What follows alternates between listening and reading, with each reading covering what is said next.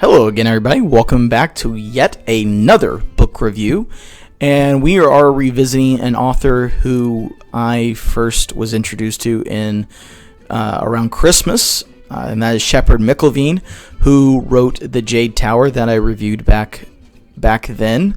And I have actually been reading more short stories by him, and have talked with him a little bit, actually, about his stories. And, again, if you like Sword and Sorcery, and even if you just like fantasy in general, and maybe Sword and Sorcery is not your main genre, which it's not mine, these are very compelling stories, very exciting, very adventurous, as Sword and Sorcery stories are.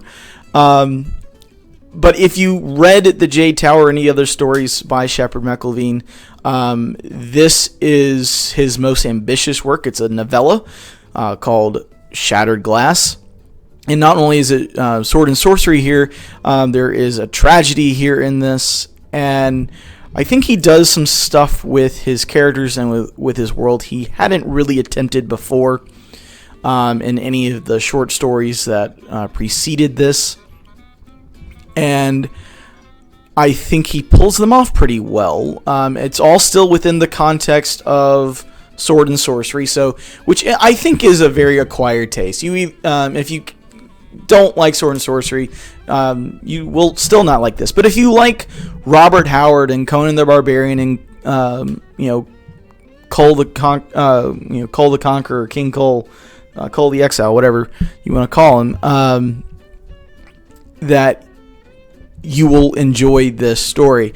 And also, for the first time, I think he really does create another character who is kind of on par with his main barbarian, who is named Onks the Tigerheart. And this is a guy named Vorn, who is at the center of the tragic love story here. But he's a bit more of a swashbuckling, pirate-esque looking character. But I think for the first time, he really does create a non-villain character who is on par with Onks, at least in terms of the space he takes up in the narrative, and kind of has his own center of gravity. So that was really interesting to see him and Onks, who was our main character from The Jade Tower, interact, and I think they did so well.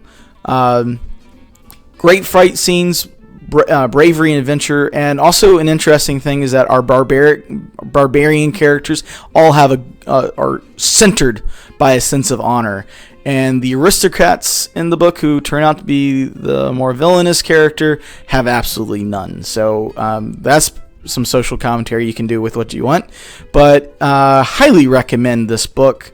If you enjoyed The Jade Tower, I say definitely come back and read this one. Giving it 4 out of 5 stars. And enjoyed this book, and I'll see you for the next book review.